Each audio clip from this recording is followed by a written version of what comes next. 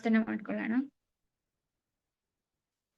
ಎಸ್ಸಪ್ಪ, ನಮ್ಮನ್ನು ಬಹಳವಾಗಿ ಪ್ರೀತಿ ಮಾಡುವ ಒಳ್ಳೆಯ ದೇವರೇ, ಸ್ತೋತ್ರ ಸ್ವಾಮಿ. ಅಪ್ಪ, ಈ ಸಮಯದಲ್ಲಿ ನಿನ್ನ ಸ್ವಲ್ಪ ಸಮಯ ಆರಾಧಿಸುವಂತೆ ನೀನು ಕೊಟ್ಟಂತ ಕೃಪೆಗಾಗಿ ಸ್ತೋತ್ರ ರಾಜ. ಈ ಸಮಯದಲ್ಲಿ ದೇವ್ರೆ ನಿನ್ನ ವಾಕ್ಯವನ್ನ ಕೇಳಲಿಕ್ಕೆ ಹೋಗ್ತಿದ್ದೇವಲ್ಲ ಸ್ವಾಮಿ, ವಾಕ್ಯವನ್ನ ಹೇಳ್ಕೊಡುವಂತ ದೇವ್ರೆ ಪಾಸ್ಟರ್ ಜೈನಿಗೋಸ್ಕರ ಪ್ರಾರ್ಥನೆ ಮಾಡ್ತಿದ್ದೇನೆ ರಾಜ. ಅದನ್ನು ಟ್ರಾನ್ಸ್ಲೇಟ್ ಮಾಡುವಂತ ದೇವ್ರೆ ಮಾಮನ್ಗೋಸ್ಕರನು ಪ್ರಾರ್ಥನೆ ಮಾಡ್ತಿದ್ದೇನೆ ರಾಜ. ಅಪ್ಪ, ನಿನ್ನ ಬಲದಿಂದ ನಮ್ಮನ್ನು ತುಂಬಿಸಿದೆ ಸ್ವಾಮಿ. ಕೇಳುವಂತ ವಾಕ್ಯವನ್ನ ನಮ್ಮ ಹೃದಯದಲ್ಲಿ ಮುದ್ರೆ ಮಾಡಿಕೊಳ್ಳುವಂತೆ ನೀನು ತಾನೇ ನಮ್ಮ ಆತ್ಮಿಕ ಜೀವಿತವನ್ನ ದೇವರ ಬಲಪಡಿಸಬೇಕಾಗಿ ಕೇಳ್ಕೊತೇನೆ ರಾಜ. ಹಾಗೆ ಮಾಡೋದಕ್ಕಾಗಿ ಸ್ತೋತ್ರ. ಪವಿತ್ರಾತ್ಮನಿಂದ ನಮ್ಮನ್ನು ತುಂಬಿಸಿದ ರಾಜ. ಕ್ರಿಸ್ತನಾದ ಯೇಸುವಿನ ಹೆಸರಿನಲ್ಲಿ ಪ್ರಾರ್ಥಿಸಿ ಬೇಡಿ ಹೊಂದಿದ್ದೇನೆ, amen. Amen.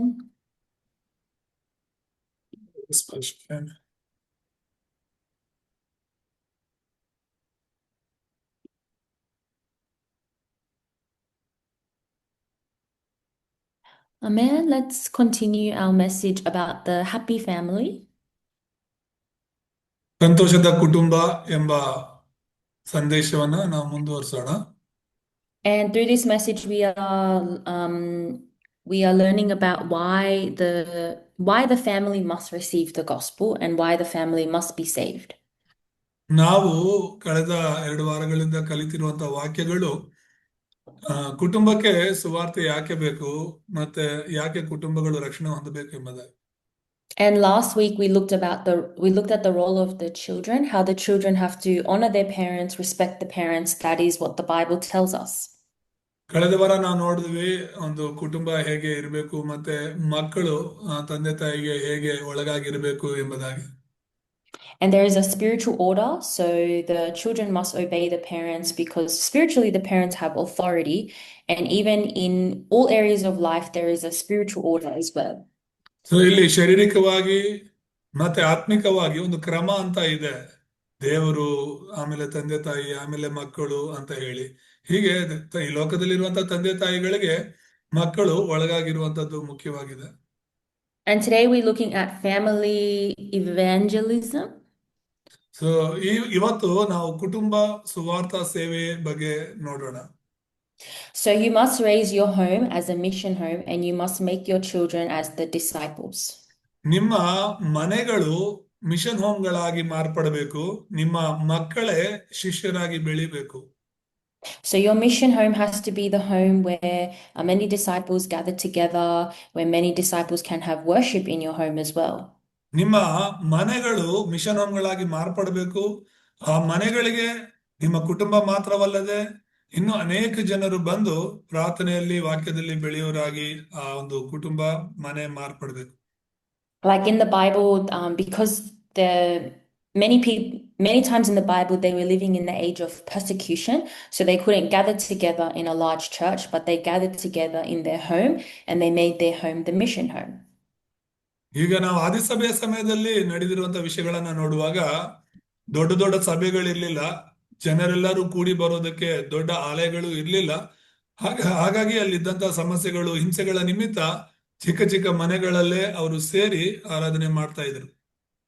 So it's very important because many people, they just want to raise their family like any other family. They just want to concern themselves with their children, with their family.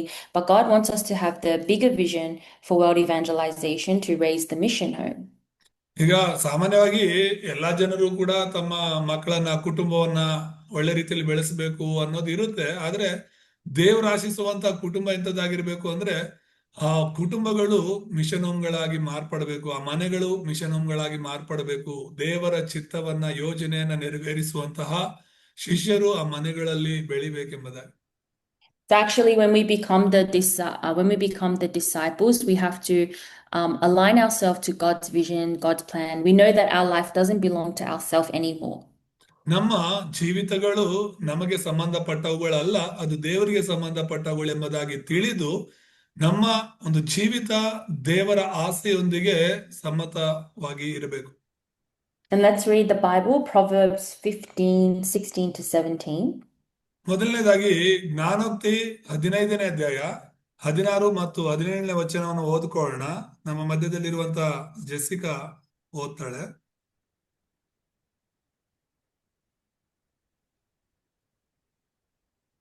ಕಳವಳದಿಂದ ಕೂಡಿದ ಓದ್ಬೇಕು.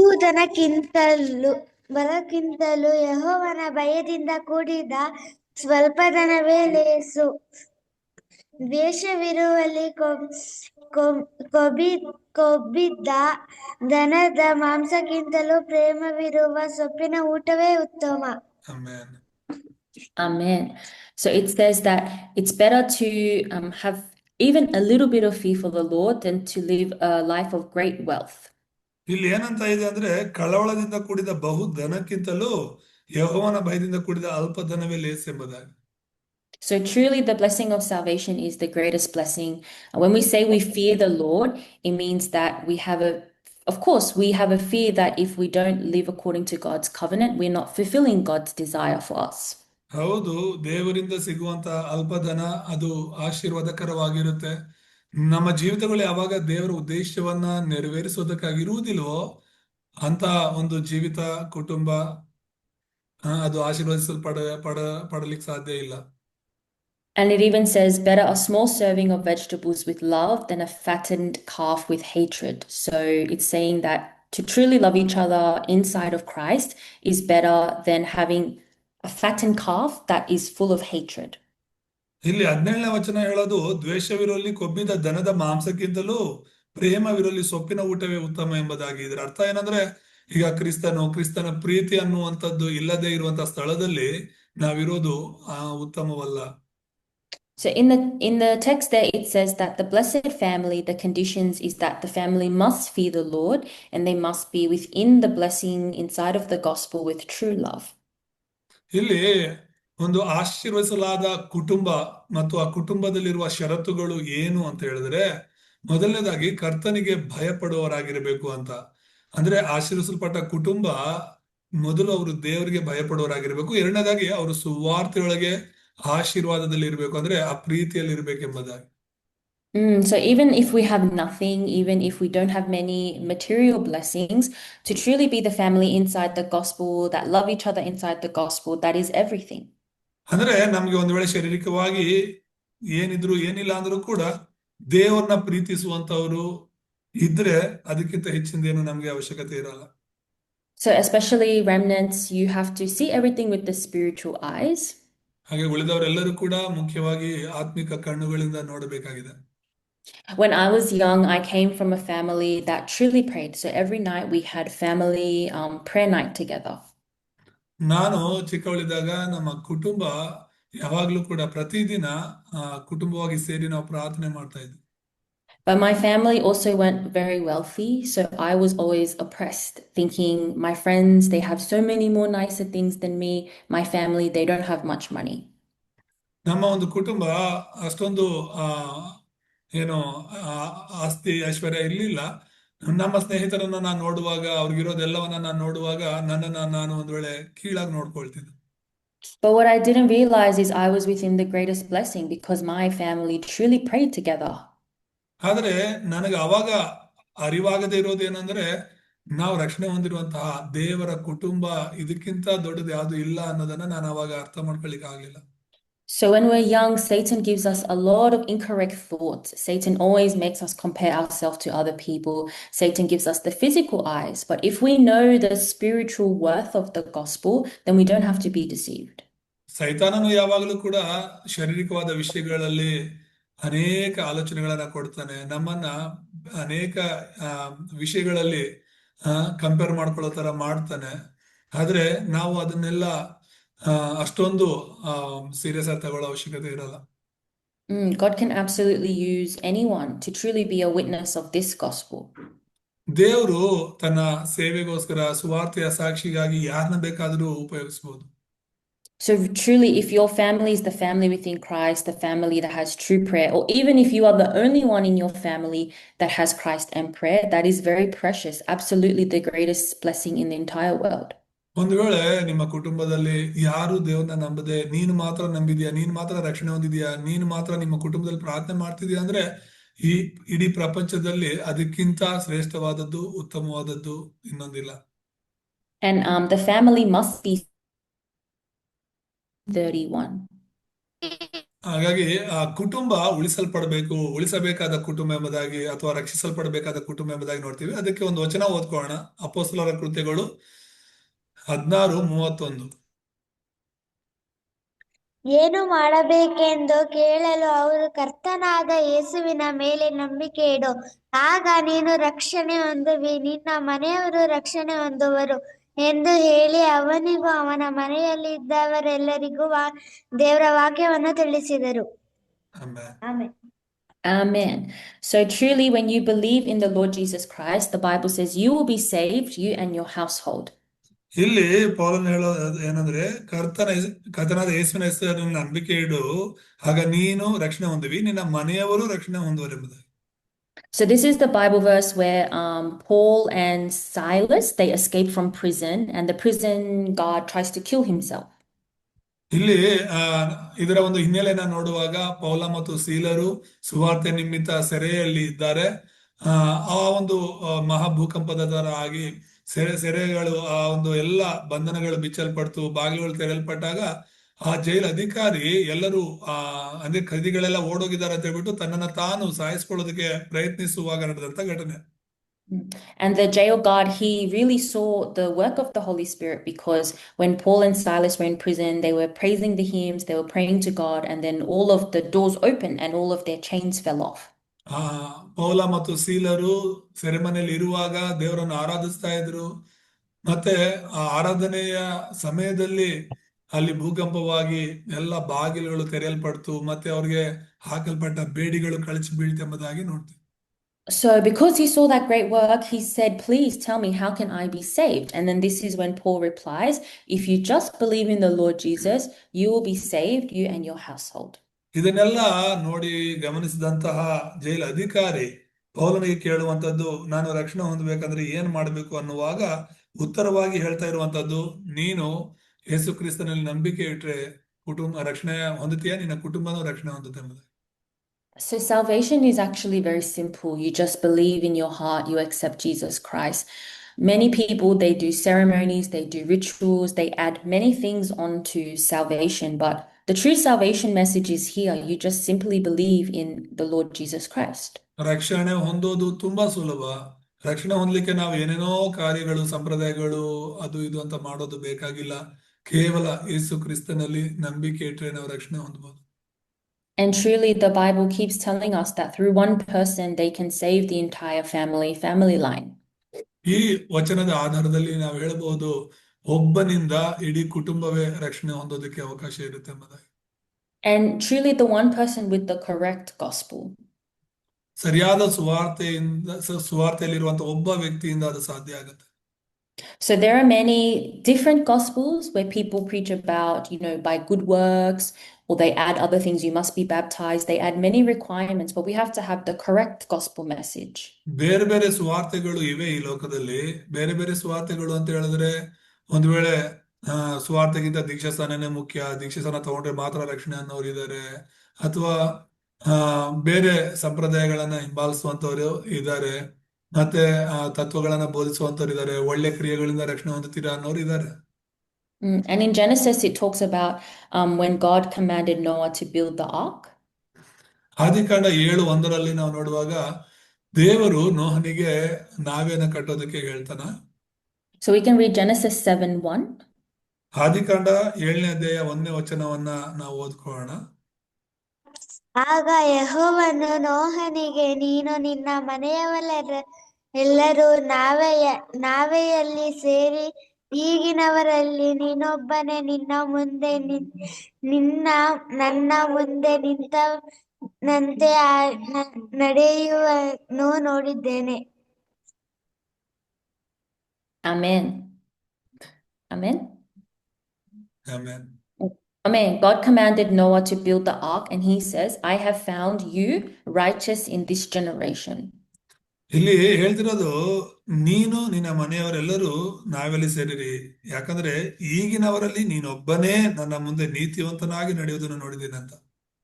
So we all know the story about the flood. God said, I'm going to send the great flood because this generation is very wicked. They turned away from me. But for Noah, you are righteous. So I want you to build the ark for you and your family. ಇದರ ಹಿನ್ನೆಲೆ ನಿಮ್ಮೆಲ್ಲರಿಗೂ ಗೊತ್ತಿರಬಹುದು. ನೋಹನ ಕಾಲದಲ್ಲಿ ಜನರೆಲ್ಲರೂ ಕೂಡ ಅವ್ರಿಗಿಷ್ಟವಾದ ರೀತಿಯಲ್ಲಿ ಜೀವಿಸ್ತಿರ್ಬೇಕಾದ್ರೆ ಜಲಪ್ರಳಯದ ಮೂಲಕ ನಾನು ಇಡೀ ಪ್ರಪಂಚವನ್ನ ನಾಶ ಮಾಡ್ತೇನೆ ಅಂತ ಹೇಳಿ, ನೀನು ನಿನ್ನ ಕುಟುಂಬ ನನ್ನ ದೃಷ್ಟಿಯಲ್ಲಿ ನೀತಿವಂತರಾಗಿರೋದ್ರಿಂದ ಒಂದು ನಾವೆಯನ್ನ ಕಟ್ಟೆಂಬುದಾಗಿ ಹೇಳ್ತಿದ್ದಾನೆ. There's a very deep content about the ark and about Noah. So God called Noah righteous, and that is because Noah knew the mystery of the blood covenant. ನೋಹ ಮತ್ತು ನಾವೆಯ ಕುರಿತು ಆಳವಾದ ಸತ್ಯಗಳಿವೆ. ಆದ್ರೆ ನೋಹನ ಬಗ್ಗೆ ನಾವು ನೋಡುವಾಗ ಅವನು ನೀತಿವಂತನಾಗಿ ಕರೆಯಲ್ಪಟ್ಟದ್ದು ಏನಕ್ಕಂದ್ರೆ ರಕ್ತ ಬಲಿಯ ಒಂದು ರಹಸ್ಯ ಅವನಿಗೆ ತಿಳಿದಿತ್ತು. So later, when the flood comes and when the flood waters go away, there is a Bible verse where it says that Noah built an altar to the Lord.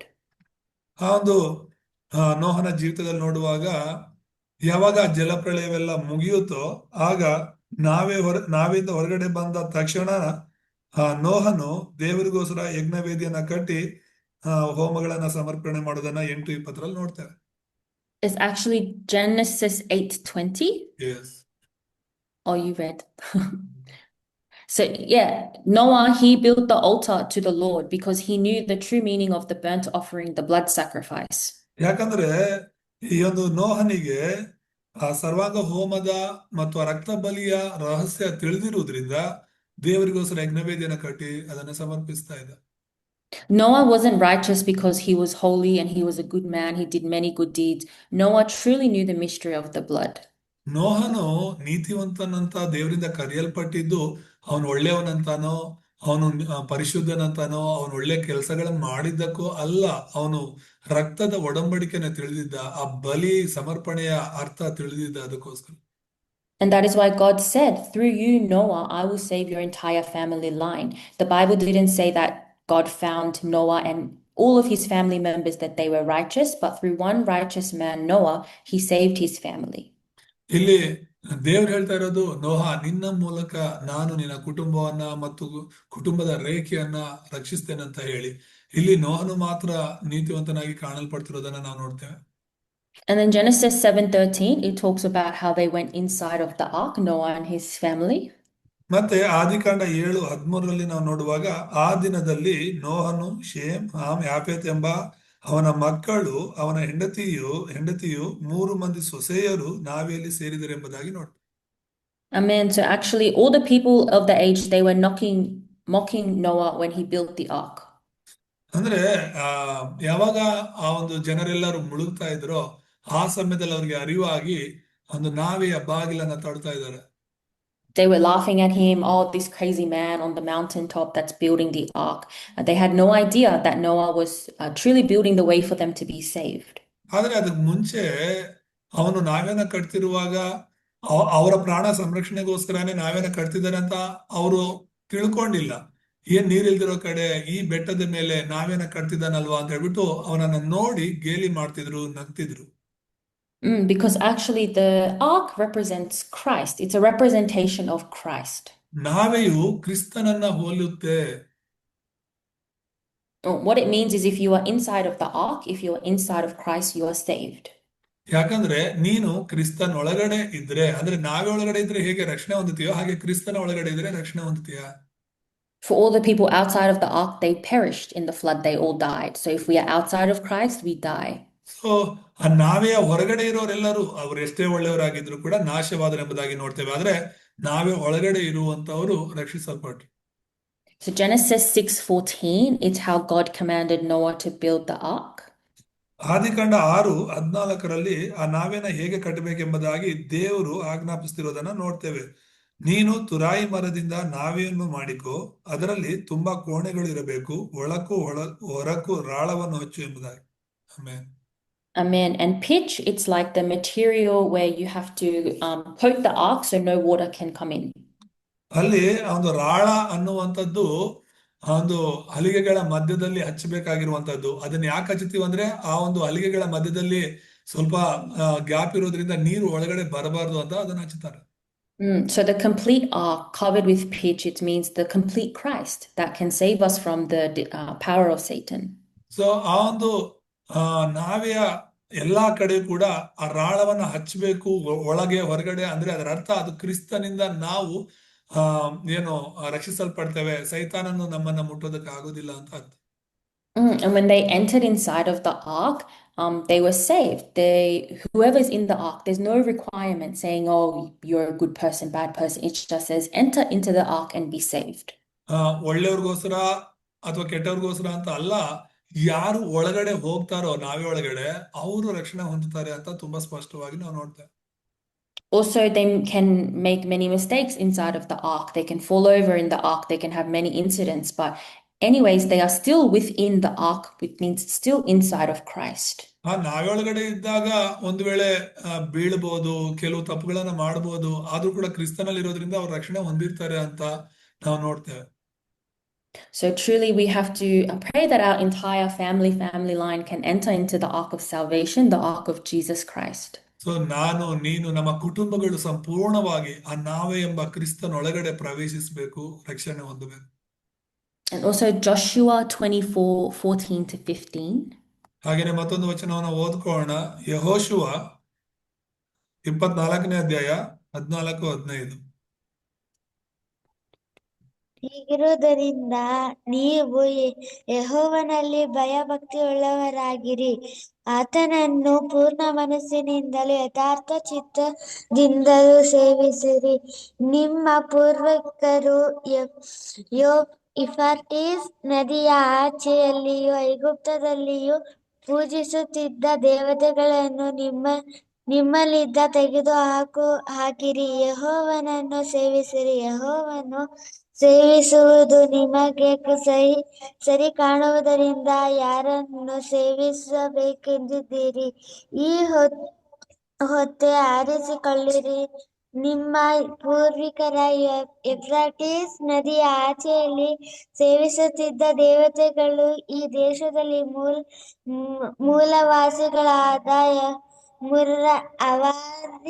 ಅಮೋರಿಯರ ದೇವತೆಗಳು ಹೇಳಿರಿ, ನಾನು ನಿನ್ನ ಮನೆಯವರು ಯೆಹೋವನ ನೀನೇ ಸೇವಿಸು ಅಂದನು. Amen. So it says we must serve only the Lord our God. ಇಲ್ಲಿ ನಾವು ನೋಡ್ತಿರುವಂತದ್ದು ಯೆಹೋವನೇ ನಮ್ಮ ದೇವರೆಂಬುದಾಗಿ ಹೇಳ್ತಾ ಇದ್ದಾನೆ. And it said, throw away all the other gods of the ancestors. ಅಂದ್ರೆ ನಿಮ್ಮ ಪೂರ್ವಿಕರು ಪೂಜೆ ಮಾಡ್ತಿದ್ದಂತ ಎಲ್ಲ ದೇವತೆಗಳನ್ನ ತೆಗೆದು ಬಿಸಾಕಿರಿ ಅಂತ ಹೇಳ್ತಿದ್ದಾನೆ. And also it says there that if serving the Lord is undesirable to you, then you have to choose for yourself. Who are you going to serve? We can't serve two masters at the same time. ಒಂದು ವೇಳೆ ಯೆಹೋವನನ್ನ ಸೇವಿಸುವುದು ನಿಮ್ಗೆ ಆಗದಿದ್ದರೆ ನೀವೇ ತೀರ್ಮಾನ ಮಾಡಿ. ಅಂದ್ರೆ ಇಬ್ರು ಯಜಮಾನರಿಗೆ ನಾವು ಸೇವೆ ಸಲ್ಲಿಸೋದಕ್ಕೆ ಆಗೋದಿಲ್ಲ. ಇಬ್ರಲ್ಲಿ ನಿಮ್ಗೆ ಯಾರು ಬೇಕು, ಅಂದ್ರೆ ಒಂದು ಅನ್ಯ ಜನರ ದೇವರು ಬೇಕಾ ಅಥವಾ ಯೆಹೋವನು ಬೇಕಾ, ತೀರ್ಮಾನ ಮಾಡ್ಕೊಳ್ಳಿ ಅಂತ ಹೇಳಿ ಯೆಹೋಶುವನು ಹೇಳ್ತಿದ್ದಾನೆ. But he says with confidence and assurance, as for me and my household, we will serve the Lord. ಖಚಿತವಾಗಿಯೂ ದೃಢವಾಗಿಯೂ ಯೆಹೋಶುವನು ಇಲ್ಲಿ ಹೇಳ್ತಿರುವಂತದ್ದು ಏನಂದ್ರೆ, ನಾನು ನನ್ನ ಮನೆಯವರು ಯೆಹೋವನನ್ನೇ ಸೇವಿಸುವೆವು ಅಂತ. So we should really have assurance that our household is truly going to serve the Lord. So if you have any brothers, sisters, cousins, anyone that hasn't listened to the gospel message, you have to really pray for them. So ನಮ್ಮ ಕುಟುಂಬದಲ್ಲಿ ನಾವು, ನಮ್ಮ ಸಂಬಂಧಿಕರು, ಒಂದ್ ವೇಳೆ ನಮ್ಮ ಕುಟುಂಬದಲ್ಲಿ ಅಣ್ಣ ತಮ್ಮಂದ್ರು, ಅಕ್ಕ ತಂಗಿಯರು ಯಾರಾದ್ರೂ ದೇವರನ್ನ ನಂಬಿಲ್ಲ ಅಂದ್ರೆ ಅವರು ಸತ್ಯ ದೇವರನ್ನ ತಿಳ್ಕೊಳ್ಳಿಕ್ಕೆ ಆಗುವಂತೆ ನಾವು ಪ್ರಾರ್ಥಿಸ್ಬೇಕು, ಅವರಿಗೆ ಸರಿಯಾದ ಸುವಾರ್ತೆನ ಸಾರಬೇಕು. But the Bible verse also says that if they don't desire to serve the Lord, then they have to choose which God they're going to serve. ಒಂದು ವೇಳೆ ಅವರು ಯೆಹೋವನನ್ನ ಸೇವಿಸೋದಕ್ಕೆ ಸಿದ್ಧರಿಲ್ಲ ಅಂದ್ರೆ ಯಾವ ದೇವರು ಅಂತ ಹೇಳಿ ಅವ್ರು ಆರಿಸ್ಕೊಳ್ಳಿ ಅಂತ ಹೇಳ್ತಿದ್ದಾನೆ. But you must say, I will only serve the Lord. ಆದ್ರೆ ನೀನು ಯಾವತ್ತಿಗೂ ಹೇಳ್ಬೇಕಾಗಿರೋದು, ನಾನು ನನ್ನ ಕುಟುಂಬ ಯೆಹೋವನನ್ನೇ ಸೇವಿಸ್ತೇವೆ ಅಂತ. So we have to earnestly pray for family salvation. It's very important. ನಮ್ಮ ಕುಟುಂಬದ ರಕ್ಷಣೆಗೋಸ್ಕರ ಪ್ರಾರ್ಥನೆ ಮಾಡೋದು ತುಂಬಾ ಮುಖ್ಯ. And let's read Acts 16:13-14. ಹಾಗೆ ಅಪೊಸ್ತಲ ಕೃತ್ಯಗಳು 16ನೇ ಅಧ್ಯಾಯ 13-14 ಓದೋಣ.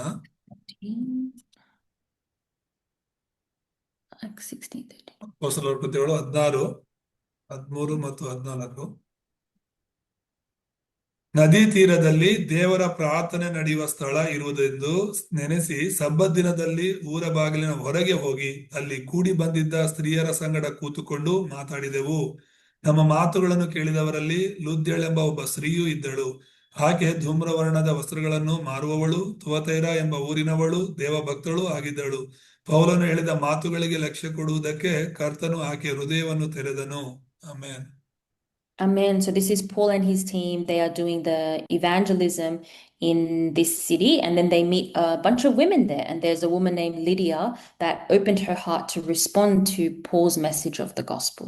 ಇಲ್ಲಿ ಪೌಲ ಮತ್ತು ಒಂದು ಸೀಲರು ಸುವಾರ್ತೆನ ಫಿಲಿಪಿ ಪಟ್ಟಣದಲ್ಲಿ ಸಾರ್ತಿರುವಾಗ ಸಮುದ್ರ ಆ ಒಂದು ದಡದಲ್ಲಿ ಒಂದು ಲುದ್ಯಳ ಹೃದಯವನ್ನ ದೇವರು ತೆರೆಯೋದನ್ನ ನೋಡ್ತೇವೆ. So evangelism is very natural. Evangelism just takes place. It says that they were actually going to find a place of prayer, but they saw the women there, so they wanted to share the gospel to them. ಸುವಾರ್ಥ ಸೇವೆ ಅನ್ನೋದು ಸುಲಭವಾಗಿ ತನ್ನಷ್ಟೇ ತಾನೇ ನಡೆಯುವಂತದ್ದಾಗಿದೆ. ಇವರು ಪ್ರಾರ್ಥನೆ ಮಾಡ್ಲಿಕ್ಕೆ ಒಂದು ಸ್ಥಳವನ್ನು ಹುಡುಕ್ತಿರ್ಬೇಕಾದ್ರೆ ದೇವರು ಅಲ್ಲಿ ಸಿದ್ಧಪಡಿಸಿರುವಂತಹ ಶಿಷ್ಯಗಳನ್ನ ಕುಟುಂಬವನ್ನ ಪರಿಚಯಿಸ್ತಿದ್ದಾರೆ. And then in verse 31 already we red. So 31 ಈಗಾಗಲೇ ನಾವು ಓದ್ಕೊಂಡ್ವಿ ಆ ಒಂದು ಜೈಲು ಅಧಿಕಾರಿ ಬಗ್ಗೆ. Already we read 31, but Lydia, she later on in the book of Romans, I believe, it says Paul says, send my greetings to Lydia and the church that gathers in her home. ಹಾಗೇನೆ ಅಪೊಸ್ತಲರ ಕೃತ್ಯಗಳಲ್ಲಿ ನಾವು ನೋಡುವಾಗ ರೋಮಪುರದಲ್ಲಿ ನಾವು ನೋಡುವಾಗ ಲುದ್ಯಳಿಗೂ ಮತ್ತೆ ಆ ಲುದ್ಯಳ ಮನೆಯಲ್ಲಿ ಕೂಡಿ ಬರುವ ಸಭೆಗೂ ನನ್ನ ವಂದನೆಗಳನ್ನು ತಿಳಿಸು ಅಂತ ಹೇಳಿ ಪೌಲನು ಬರೀತಾನೆ. So it means that Lydia, she opened her heart to receive the gospel, and she truly did the gospel movement where she had the gathering in her church of the disciples. ಅದರ ಅರ್ಥ ಏನು ಅಂದ್ರೆ ಲುದ್ಯಳು ರಕ್ಷಣೆ ಹೊಂದಾದ್ಮೇಲೆ ಅವಳು ಸುಮ್ಮನೆ ಇರ್ಲಿಲ್ಲ. ಸುವಾರ್ತೆ ಸಾರಿ ಅನೇಕರನ್ನ ತನ್ನ ಮನೆಯನ್ನೇ ಮಿಷನವಾಗಿ ಮಾಡಿ ಅನೇಕರಲ್ಲಿ ಕೂಡಿ ಬಂದು ದೇವ್ರನ್ನ ಆರಾಧನೆ ಮಾಡುವಂತೆ ಮಾಡ್ತು. ಅದಕ್ಕೋಸ್ಕರ ಅವಳ ಮನೆಯಲ್ಲಿ ಕೂಡಿ ಬರುವಂತ ಸಭೆಗೂ ಕೂಡ ವಂದನೆಯನ್ನು ಹೇಳ್ತಿರೋದನ್ನ ನಾವು ನೋಡ್ಬೋದು. So there's many times where we don't expect to have this kind of meeting, but because we have the absolute answer, God attaches the prepared disciples to us.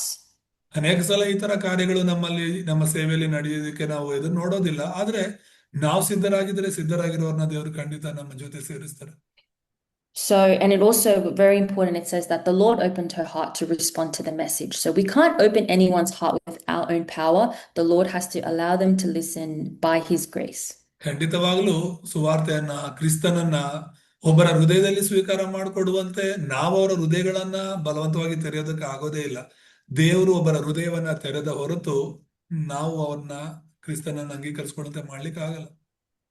So there are these kind of hidden disciples in the field. That's why God is training us as the workers to go out and preach the gospel.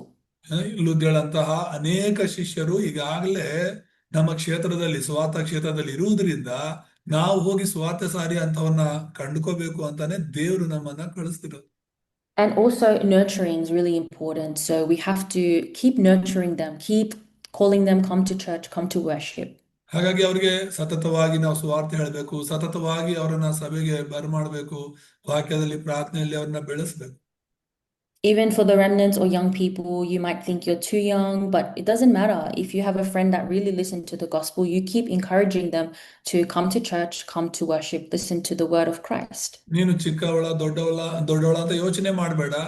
ಒಂದ್ ವೇಳೆ ದೇವ್ರು ನಿನ್ಗೆ ಆ ಜವಾಬ್ದಾರಿ ಕೊಟ್ಟಿದ್ದಾರೆ, ಅದಕ್ಕೋಸ್ಕರ ನೀನ್ ಯಾರು ಸುವಾರ್ತೆ ಹೇಳ್ತೀಯೋ ಅವ್ರು ಒಂದ್ ವೇಳೆ ದೊಡ್ಡವರೇ ಆಗಿದ್ರು ಕೂಡ ಪರವಾಗಿಲ್ಲ, ಸತತವಾಗಿ ಅವ್ರಿಗೆ ಸುವಾರ್ತೆ ಹೇಳಿ ಸಭೆಗೆ ಬಂದು ದೇವ್ರನ್ನ ಆರಾಧನೆ ಮಾಡ್ಲಿಕ್ಕೆ ಅವ್ರನ್ನ ಪ್ರೋತ್ಸಾಹಿಸಿ.